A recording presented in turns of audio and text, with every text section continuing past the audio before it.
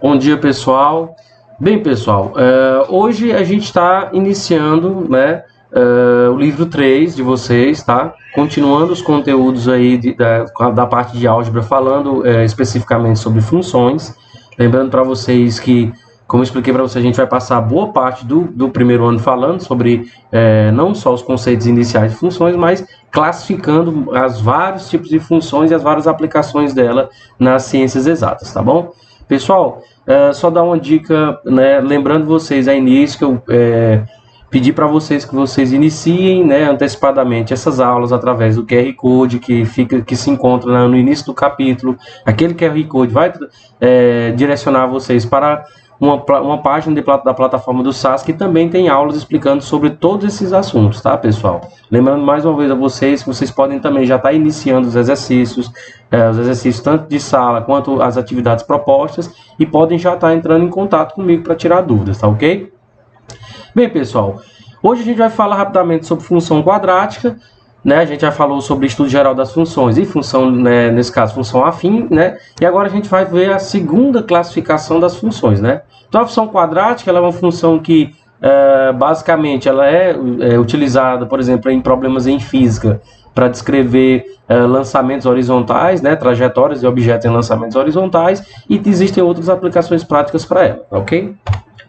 Bem, aqui ele começa com alguma definição, trazendo alguns exemplos do cotidiano para depois introduzir a ideia inicial de função. Então, ele mostra aqui, ó, a figura abaixo apresenta uma sala comercial e ele pede para determinar. Isso é um problema prático, né? Então, o que ele quer que determine? Você vê que aqui eu tenho as dimensões, né? Ou seja, os tamanhos, né? dos lados de cada um desse quadrado aqui, nesse caso, né? Dessa sala e desses outros ambientes aqui, e aí ele pede para calcular a área da sala de trabalho, a área do banheiro e a área da recepção, né? Bem, a gente sabe que aqui são quadrados e retângulos, e a gente, obviamente, pode fazer o cálculo dessas áreas apenas fazendo a multiplicação das suas arestas, tá? Então, ele vai dar uma solução, né, para cada uma delas, né, fazendo a multiplicação, né? Por exemplo, aqui da área da sala de trabalho, você tem 5, né, com mais 6, porque 2 e 4, você tem 30 metros quadrados, né, que é a multiplicação de 6 vezes 5, né? E assim por diante. Então, ele tem as respectivas áreas de cada um desses ambientes, tá ok? Aí ele pede agora para a gente supor que a figura a seguir representa a planta baixa de uma sala comercial. Então agora você tem na realidade que esse lado aqui ele mede x mais 2, onde esse x é uma variável qualquer, um número que a gente não sabe ainda, né? E aqui ele te dá mais algumas, né, outras dimensões, outros comprimentos aqui e largura. Então você tem, por exemplo, o banheiro, tem esse comprimento, né, e essa largura. Aqui tem também a recepção, que aqui tem esse comprimento. E aí, como fazer agora para fazer esses cálculos? Na realidade, a gente fazendo as multiplicações da mesma forma, a gente vai obter não mais agora um número específico, e sim uma equação de segundo grau. A gente pode pensar assim, né? Então, as expressões a seguir, que melhor representa a sala total comercial. Então, como é que você faria isso, né? Nesse caso, você somaria esse lado, né, com esse, porque eu teria todo esse lado, depois somaria esse com esse e faria a multiplicação das duas somas, né? Quando você faz a multiplicação dessas duas somas, obviamente você vai cair em uma dessas equações aqui, tá? Então, se você fizer lá de maneira distributiva, você vai cair em uma dessas equações. Aqui, a princípio, ele está mostrando só como mais ou menos as equações de segundo grau aparecem. Lembrando que elas são polinômios, né? E a gente sabe que funções polinomiais de segundo grau são funções no qual a variável independente ela tem um valor máximo de x elevado ao quadrado, ou seja, eu tenho um expoente 2 associado a ela, né? Associado à minha variável independente, assim como nas funções polinomiais de primeiro grau eu tenho o maior expoente da minha variável independente como 1, tá ok? Outro exemplo importante que ele dá aqui, ó, é a preocupação nos acidentes de trânsito, é descobrir a velocidade de colisão. Então, para descobrir a velocidade de colisão, a gente usa essa equação em física. Isso é uma aplicação prática de uma equação de segundo grau, na realidade de uma espécie de função também. Por quê? Porque na realidade a minha velocidade aqui, ó, de colisão, ela depende da distância. Essa distância aqui em metros, né? Ela depende, a minha velocidade aqui, ó, que eu estou preocupado em calcular, que são a mesma variável, na realidade com a equação de segundo grau, porque o grau é igual a 2, ele depende dessa distância aqui, tá? Então ele diz, essa função do segundo grau relaciona a distância a qual pode ser medida pelas marcas dos pneus na pista, que no caso é esse D aqui, e a velocidade que o carro trafegava. E aí ele pergunta, né, diz, ó, quantos metros percorre um carro a 80 km por hora, desde que o momento em que vê o obstáculo até o carro parar. Então você consegue, através dessa equação aqui, saber a distância, pela distância aqui, você consegue saber a velocidade de colisão, né? Ou seja, a distância no qual os pneus, né, ó, as marcas de pneu estão na pista, você sabe a velocidade de colisão. E aí isso é um exemplo prático de uma aplicação, por exemplo, numa rodovia, ok? Tudo bem, aí quando ele faz o cálculo aqui que ele colocou, né, 80 km por hora, ele consegue encontrar a distância, né, que no caso aí o cara estava do obstáculo antes de ter a colisão, tá? Então, tudo bem, mas aqui pra gente, a gente já viu que tem algumas aplicações práticas, a gente precisa, né, formalizar a ideia de função quadrática. E a gente sabe, como já expliquei lá no início para vocês em outras aulas, que a ideia formal vem lá do Leibniz, né, ou seja, a gente coloca na equação de Leibniz e entende, né, a partir disso como é que a função se comporta e quais os fenômenos tanto físicos quanto químicos ou em qualquer outra área da ciência ela pode ser aplicada, tá bom? Então a notação de Leibniz diz que sejam A, B e C números reais quaisquer, onde o A é diferente de zero, a gente vai entender que na realidade se o A for igual a zero, isso volta a ser uma função linear, né, ou função afim. Então quando você faz o A diferente de zero, é porque o A ele é o coeficiente do x ao quadrado, então ele tem que ser obrigatoriamente diferente de zero para que essa função seja do tipo quadrática, tá? Então ela é uma função de R em R, o domínio dos números reais, a imagem também dos números reais. Na notação de Leibniz eu tenho aqui o meu f de x, essa é a notação mais geral para a função polinomial de segundo grau, né, ou função quadrática, é ax ao quadrado mais bx mais c. Esse a, b e c são coeficientes, né, lembrando que o c é o termo independente da minha função quadrática, como já expliquei para vocês. E aí ele diz, para x pertencente aos reais, ou seja, a variável independente, o domínio dela, ou seja, todos os valores que são atribuídos a ela, tem que obrigatoriamente pertencer ao conjunto dos números reais, tá? É chamada função polinomial de segundo grau ou função quadrática, dada por essa definição geral, tá? Bem, aqui tem alguns exemplos, ó, y igual a 5x ao quadrado menos 3x mais 8, lembrando que o y é igual ao f de x, a gente sabe disso, isso é só uma mudança de variável, uma mudança de notação, tá? E aqui eu tenho dois exemplos aqui. Aqui você percebe que você tem uma g de x, né? Que na realidade também é uma outra função, mas é uma função quadrática porque o polinômio aqui, ó, é de grau 2. Você pode necessariamente ter funções quadráticas que não tenham o b, ou que o b seja igual a zero, e por isso anule, né, a variável, nesse caso aqui, de x elevado a 1, né? Mas, contanto que você tenha um x ao quadrado, ela é obrigatoriamente a função quadrática, ou polinomial de segundo grau. E aí ele diz, a função que relaciona, aqui ele só está dando um exemplo, né? A área de um quadrado é uma função do tipo f de x igual a x ao quadrado. Então, se você tem a área de um quadrado de lado x, a área é x vezes x, né? Então, dá x ao quadrado. Então, essa é a função que relaciona a área de um quadrado de lado x, tá bom? Então, você vê uma aplicação aí na parte até de geometria, né? Para funções polinomiais de segundo grau.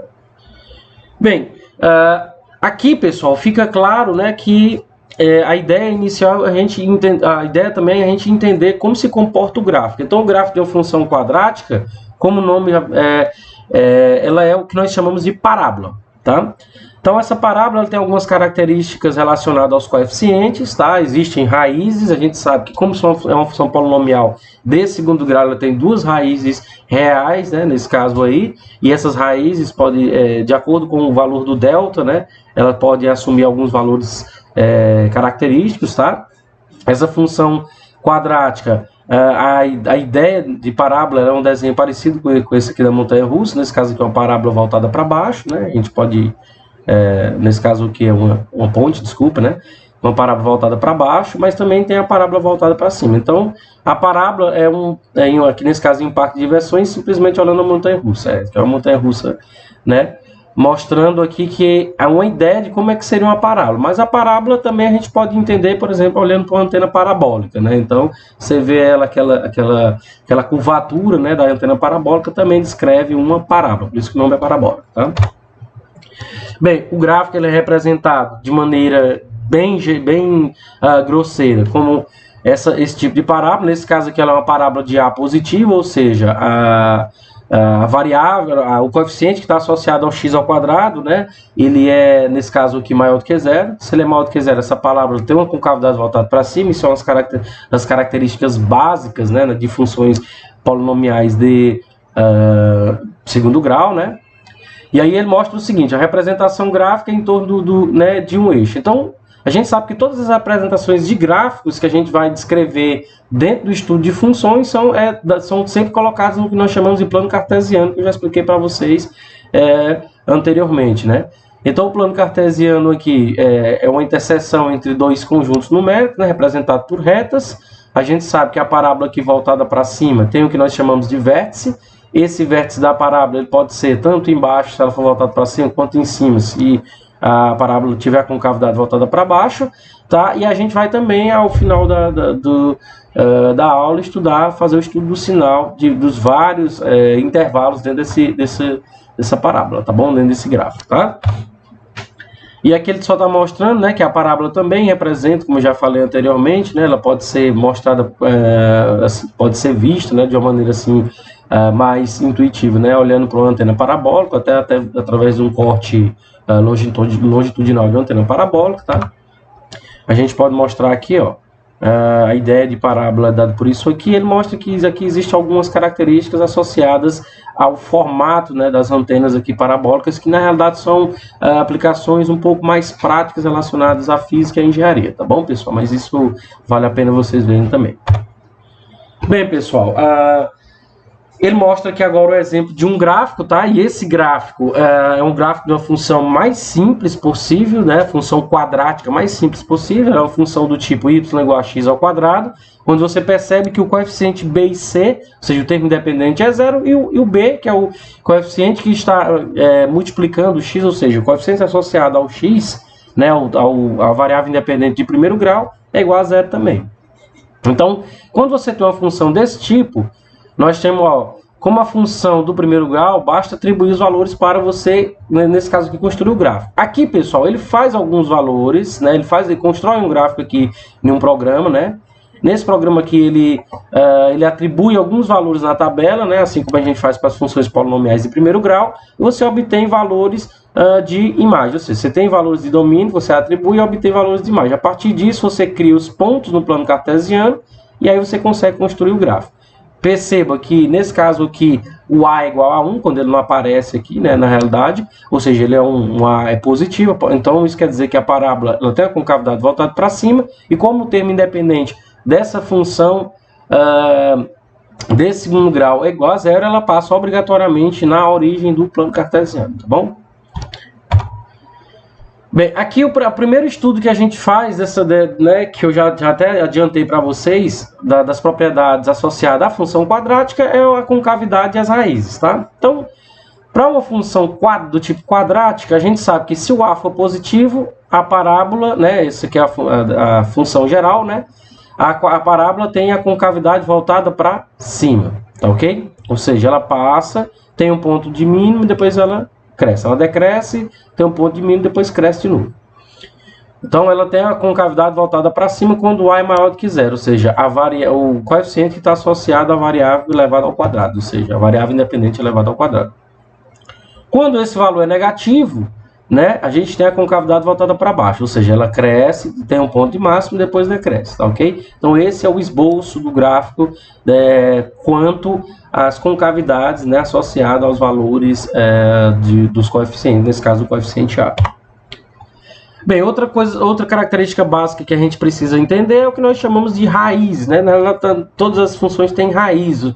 As raízes são chamados zeros da função. Os zeros são, na verdade, os valores atribuídos à variável independente que torna a variável dependente igual a zero, ou seja, com valores de x que anula a função, tá?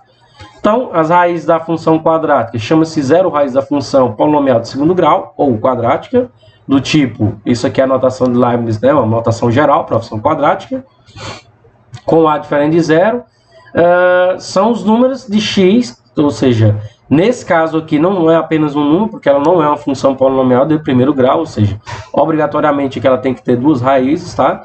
E essas duas raízes são números que você atribui em x e anula a função, ou seja, você torna o f de x igual a 0, tá? Então, as raízes da função você pode calcular através do que nós chamamos de método de Bhaskara, né? A equação de segundo grau, as quais são dadas pela chamada fórmula de Bhaskara. Basicamente, você iguala essa equação a zero, isola o x, você vai cair nessa equação aqui chamada equação de Bhaskara, né? E essa fórmula de Bhaskara, né? Você observa que, na realidade, ela está associada aos valores dos coeficientes. Ó. Então, as variáveis que estão aqui na fórmula de Bhaskara são os coeficientes A, B e C, tá? Que estarão explicitamente na função. Ou seja, você apenas precisa substituir e fazer o cálculo. Obrigatoriamente, você vai ter duas equações, né? Duas raízes, desculpe. E essas duas raízes, simultaneamente, elas têm que valer, né? Elas têm que, na realidade, anular a função para que elas sejam as raízes ou zeros da função, tá? Bem, quanto ao valor do que nós chamamos de delta, né? Aqui, que basicamente é esse termo que está dentro da raiz, que é b ao quadrado menos 4 vezes a vezes c, as raízes elas podem ter algumas características. Então, quando o delta ele é positivo, há duas raízes reais distintas, ou seja, a primeira coisa que a gente vai calcular, na realidade, é o delta, que é b ao quadrado menos 4 multiplicado por a multiplicado por c. Se esse delta ele, é positivo, o valor dele é positivo, ela tem duas raízes reais e diferentes. Se o delta ele é zero, a gente tem apenas só uma raiz real. Nesse caso aqui, são duas raízes, né, reais iguais.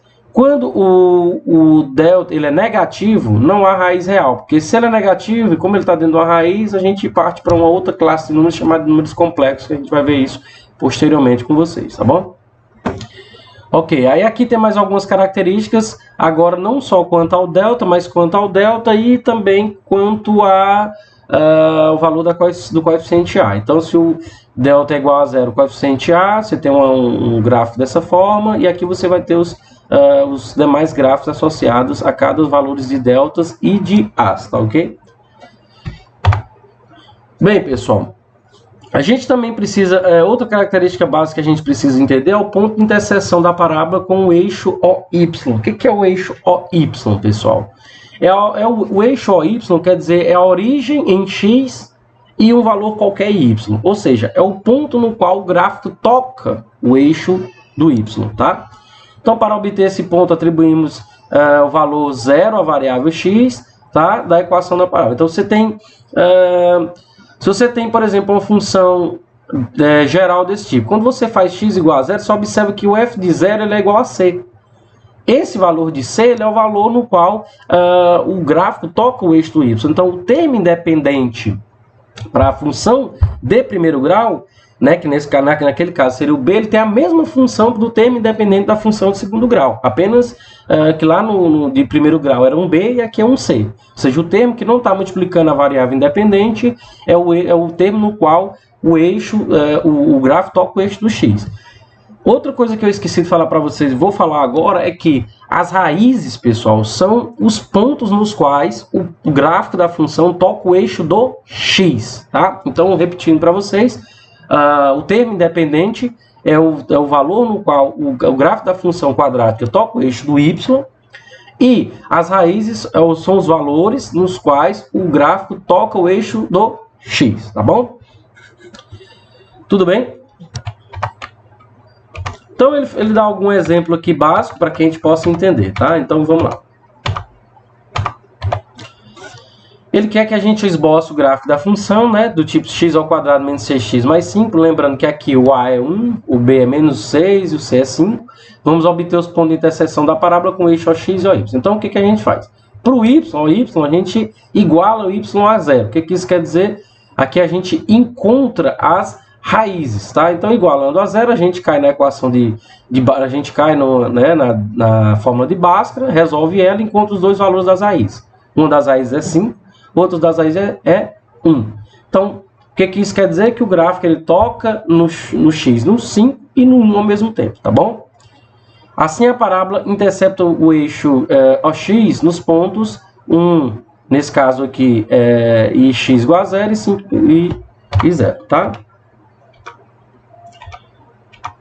Agora nós fazemos o x, né, igual a zero. Quando a gente faz o x igual a zero, a gente obtém o que nós chamamos de termo independente. Esse termo independente, que é o y igual a 5, é o local onde o gráfico toca o eixo do y, tá? Então, portanto, a parábola intercepta o y em 0 em x e em y igual a 5. Tá? Então, desse modo, qual é o gráfico da minha função? Isso é um esboço, ou seja, a maneira mais básica seria um gráfico de concavidade voltada para cima. Por quê? Porque o x ele é maior, o valor que está multiplicando o x, que no caso é 1, é maior do que 0, então a concavidade é para cima. O termo independente é 5, ou seja, ela toca no eixo do y em 5. E as duas raízes são 1 em 5, então ele vai tocar no x em 1 e no outro valor de x também em 5. Então essa é a maneira mais razoável, mais simples de você construir, esboçar o gráfico de uma função quadrática sem necessariamente estar atribuindo os valores. Tá? Você só precisa dessas características para estar entendendo como é que esse gráfico se comporta, tá bom? Bem, pessoal, outra característica básica e bem importante em estudos de problemas até em física, em matemática, em química e outros problemas são o que nós chamamos a característica chamada coordenadas do vértice da parábola, ou vértice da parábola, que é a mesma coisa. Então, esses vértices da parábola estão muito ligados à concavidade da parábola, são o que nós chamamos de ponto de máximo e ponto de mínimo, tá? Então, quando A, que nesse caso aqui é o coeficiente da minha equação, né, da minha função do polinômio de segundo grau, é maior do que zero, a concavidade é voltada para cima, a gente já viu. E a função tem o que nós chamamos de ponto de mínimo, certo? Ou seja, o que é o ponto de mínimo? É o ponto no qual o valor de imagem adquire o seu valor mínimo, o menor valor. A partir daquele valor, ele vai ter cada vez valores maiores, ou seja, a função, a partir daquele valor, ela vai se tornar crescente, tá? Quando o A é menor do que zero, a parábola tem concavidade voltada para baixo, nós temos o que nós chamamos de ponto de máxima, que é o análogo ao ponto de mínimo. Então, é o ponto no qual a função adquire o seu valor maior, tá? E a partir daquele ponto ela começa a diminuir. A gente pode dar um exemplo aqui em física, quando você tem um lançamento horizontal, né? Quando você tem um lançamento, a trajetória do objeto que você lança, ela chega em um ponto máximo, que é a altura máxima que ela alcança, e a partir daquilo ela começa a cair por conta da ação do campo gravitacional da Terra que está puxando ela para baixo. Tá? Então essa trajetória ela é descrita por uma parábola no qual ela tem um ponto de máxima e o A é negativo. Tá bom? Em qualquer caso, as coordenadas de V, que nesse caso é o vértice, né, que seria esse ponto aqui, né, no gráfico, são dadas por menos B sobre 2A e menos delta sobre 4A. Então, como é que você calcula esse vértice? Você calcula através de duas coordenadas. Essas coordenadas são dadas por essas duas fórmulas aqui, né? Então, o menos B sobre 2A calcula o que nós chamamos de x do vértice, e o menos delta sobre 4A calcula o que nós chamamos de y do vértice. Se o A é maior do que zero, com cavidade voltada para cima, eu tenho o vértice aqui, x do vértice é representado aqui, e o y do vértice é representado aqui. Se o A é menor do que zero, eu tenho uma concavidade voltada para baixo, ponto de máxima, né? Então, eu tenho o y do vértice é representado aqui, né, no y, e o x do vértice é representado aqui, e aqui é o vértice, tá bom? Bem, a gente vai fazer um exemplo mostrando como é que se calcula o x do vértice e y do vértice, e assim a gente pode traçar o vértice, né? Então, você tem uma função do tipo x ao quadrado menos 6x mais 5, você sabe quem é o a, quem é o b, quem é o c dessa função. Joga nas equações, né, que a gente mostrou anteriormente, né, menos b sobre 2a, menos delta sobre 4a. Consegue calcular o x dos vértices e o y do vértice, e a partir disso é só você escrever no gráfico, né? Como é que o gráfico tem a concavidade voltada, como é que o gráfico se comporta? Tem a concavidade voltada para cima porque o a é positivo, passa no 5, né, que é o termo independente lá no y, tá? Tem as raízes 1 e 5, como a gente já tinha calculado anteriormente, o x do vértice e o y do vértice são esses valores que nesse caso aqui a gente encontrou 3, tá? E menos 4. Então você tem um x do vértice mostrando um vértice aqui, que é um ponto de mínimo aqui para o estudo dessa função que a gente colocou aí como exemplo, tá? Tudo bem. Outra definição, né, que a gente já até colocou aqui para vocês é a imagem, né, o conjunto imagem da função. Então, o conjunto domina, a gente sabe que essencialmente é todos os números reais, e o conjunto imagem da função aqui ele está colocando para os dois casos que a gente estudou anteriormente, né? Um conjunto dos valores de y, para os quais essa função aqui está um pouco por cima, né? Mas na realidade a definição da função, né? Com a diferente de zero.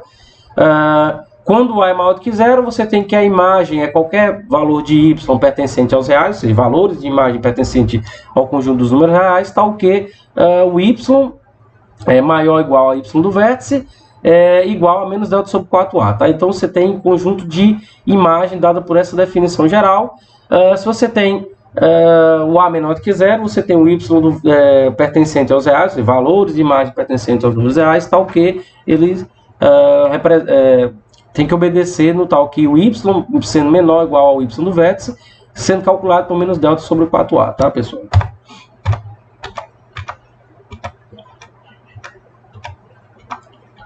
Tá, vamos lá. Aqui é um exemplo prático também, né? Só para fazer só para a gente poder dar uma treinada. Então, ele pede para a gente determinar, através dessa função, o valor de m, tá?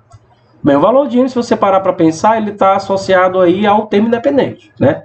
Só que a gente não sabe quem é o m. Tá? Vocês sabem que a princípio a gente só sabe que o valor de A, de B e de C, que no caso seria 3m, né? Só que ele está dando uma condição, de modo que o conjunto imagem seja desse tipo. Então o que é o conjunto imagem? São todos os reais, né? Só que os conjuntos aqui do número reais com os valores de imagem maior ou igual a 5. Então essa é uma definição, está restringindo para que os valores de imagem para essa equação, ou seja, o valor de m, ele tem que satisfazer essa condição, tá? Então a gente pensa, y maior ou igual a 5, tá? Se o y tem que ser maior ou igual a 5, se a imagem, nesse caso aqui, né, a gente pode só, simplesmente ele colocou aqui na equação do y do vértice, né? Se ele faz isso, você obtém que o y do vértice sendo maior ou igual a 5, você bota igual a 5, fica menos delta sobre 4a. Você percebe que o delta é b ao quadrado menos 4ac, então você bota 4 ao quadrado menos 4 vezes a, que é 2, vezes c, que é 3m, e a partir dessa resolução você consegue encontrar o valor de m, que é igual a 7/3. Então, 5 é o valor do y do vértice, então podemos calcular. Então, para que essa equação tenha essa imagem, o valor desse m precisa ser igual a 7/3. Tá? É isso que ele está querendo mostrar nesse exemplo. Ou seja, se eu colocar o valor, o m igual a 7/3 aqui, isso vai se transformar numa equação que satisfaz essa condição. Tá bom? Qualquer valor de imagem dele é obrigatoriamente maior ou igual a 5. Tá bom? Bem, essa aqui é a mesma discussão, tá? Mesmo que eu falei sobre ponto de máximo e ponto de mínimo, mas associado aqui agora a problemas reais, né? Mais realistas, tá, pessoal? Vou deixar para vocês dar uma olhada. Aqui também tem alguns exemplos aí em um blog, vocês podem dar uma olhada, tá? Esses dois exemplos finais também eu vou deixar para vocês olharem. Pessoal, esses exemplos que eu estou deixando para vocês, eu quero que vocês olhem e tirem dúvidas comigo, se vocês não tiverem entendido, tá bom? Lembrando também que os slides, se vocês quiserem, eu posso disponibilizar no grupo. Basta vocês me pedirem lá que eu disponibilizo todos os slides de todas as aulas no grupo, para que vocês possam estar acompanhando em casa pelos slides também, tá bom? Tudo bem. A parte final dessa aula, pessoal, a gente fazer o que nós chamamos de estudo do sinal da minha função quadrática, tá? A gente percebe que, na realidade, a função quadrática, ela tem alguns intervalos e a gente precisa fazer o estudo do sinal dentro desses intervalos, tá bom? Então, o estudo da variação do sinal em uma função quadrática. Para estudar a variação do sinal em uma função quadrática, precisamos conhecer as suas raízes, obviamente. Assim como na função polinomial de primeiro grau, a gente estudava, a princípio, conhecendo a raiz da função, e a partir daquilo a gente ia fazer o estudo do sinal, tendo como base a minha raiz da função. Tá? Como aqui são duas, a gente tem aqui um exemplo de uma função polinomial aqui de segundo grau, né? Tem o valor de a, b e c. A gente vai aplicar o método de Bhaskara, né? Para encontrar as raízes, tá?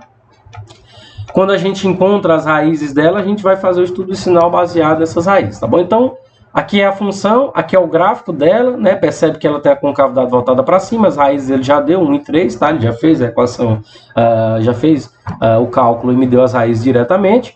E aí agora a gente vai analisar essa função quebrando ela em intervalos. O que isso quer dizer? A gente analisa antes da primeira raiz, entre as duas raízes e depois da segunda raiz. Se assim a gente pode dizer. Então vamos lá. Analisando o gráfico da função, para x maior do que 1 ou x menor do que 3, nós vemos o gráfico que o f de x é maior do que 0. O que isso quer dizer? Para x menor do que 1 são valores para cá, em x. Os valores de f de y ou f de x, você percebe que é sempre acima do meu eixo horizontal. O que isso quer dizer? Que esses valores são sempre positivos, tá? Para x maior, ou seja, para valores de x maiores, para cá, do que 3, eu também tenho valores de imagem maiores. Você percebe que a função é crescente para cá também. Tudo bem? Portanto, já que esses pontos estão acima do eixo das abscissas. Então, como aqui é acima do eixo das abscissas, aqui é o eixo das abscissas, aqui são valores sempre crescentes, positivos, maiores que 0. Para x igual a 1, que é na raiz, ou x igual a 3, que também é na outra raiz, nós temos uma função igual a 0, né? Ou seja, são as raízes da função, tá? Isto é, f de x é igual a 0, tá bom? Para x menor ou maior do que 1 e menor do que 3, ou seja, dentro desse intervalo aqui, ó, tá? Nós vemos que o f de x, os valores de imagem, são abaixo do eixo das abscissas, ou seja, são menores do que 0. Então, esses valores são negativos, tá bom? Visto que esses pontos são abaixo das abscissas. Então, a minha função desse tipo, ela pode ser analisada dessa forma. X pertencente aos reais dentro do intervalo entre 1 e 3 implica que os valores de imagem são negativos. A gente pode até colocar no estudo do sinal lá como menos, tá? E a gente vai ver agora. Para x pertencente aos reais, tal que x é igual a 1 ou igual a 3, os valores são iguais a 0 porque a gente está tratando das raízes. Para x maior do que 3, nós temos valores da minha f de x, ou seja, da minha função, também maiores do que 0. Temos outras situações distintas, pesquisa, né, com outras opções. Então, a gente vai ver o seguinte. Para o estudo do sinal dessa função, certo? Aqui eu colocaria positivo, aqui negativo e aqui positivo, porque os valores de imagem para essas duas funções, para esses dois intervalos, maior do que 3 menor do que 1, são positivos, e os valores de imagem aqui dentro desse intervalo, né, limitado, são menores do que 0, tá bom? Vocês são negativos. Tá? Tudo bem, aqui tem alguns exercícios que falam, né, trata aqui como é que você estuda o sinal em equações. Eu peço a vocês também que olhem com cuidado, tem algumas atividades de revisão, tá? Eu vou deixar essas atividades finais, pessoal, para que vocês olhem com mais calma, tá, pessoal? E que vocês tirem as dúvidas comigo, por favor. Pessoal, pedir a vocês que continuem, como eu disse para vocês, estudando pela plataforma SAS, tá? Que lá também tem um bom direcionamento. As aulas aqui tem também, que a gente está colocando, a gente está seguindo a risca o que está colocado lá no livro para vocês, dizer para vocês que a gente está à disposição para tirar dúvidas pelo WhatsApp, tá bom? Eu não estou vendo muitas dúvidas, peço a vocês que foquem mais durante esses dias aí, né, que estão por vir. E dizer para vocês que posteriormente a gente vai estar fazendo algumas aulas aí de tira dúvida através do aplicativo Zoom, tá bom? Até a próxima e tchau, tchau.